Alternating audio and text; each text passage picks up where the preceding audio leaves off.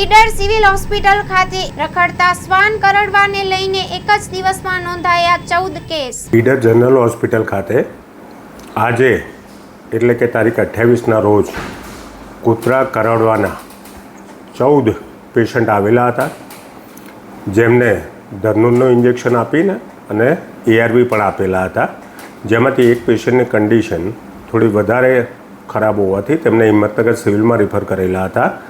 અને આ જુલાઈ મહિનામાં 1લી તારીખથી અત્યાર સુધીમાં 122 પેશન્ટો કૂતરા કરડવાના કમ્પ્લેન સાથે આવેલા હતા અને દરેકને અત્રેના કેન્દ્ર ખાતે ઇન્જેક્શન પણ આપવામાં આવેલા હતા અને જરૂરી સારવાર પણ કરવામાં આવેલી હતી.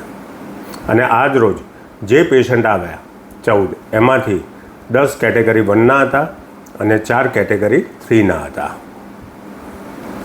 અને જ્યારે પણ કૂતરા કરડતા હોય, કારણ કે આ સિઝનમાં અત્યારે કૂતરા કરડવાની સંખ્યા વધારે હોય છે અને તરત જ જે ઘા હોય, સામાન્ય ઘા હોય કે થોડો મોટો ઘા પડ્યો હોય, ઊંડો ઘા પડ્યો હોય, તો તરત જ ડેટોલથી એને વોશ કરી દેવું અને તરત જ નજીકની PHC કે CHC હોસ્પિટલમાં પહોંચી જવું અને 24 કલાકમાં કૂતરા કરડવાનું ઇન્જેક્શન પણ લઈ લેવું, જેથી દર્દીને પણ સેફટી રહે અને અડકવાનો કોઈ પ્રોબ્લેમ ઊભો ના થાય ભવિષ્યમાં.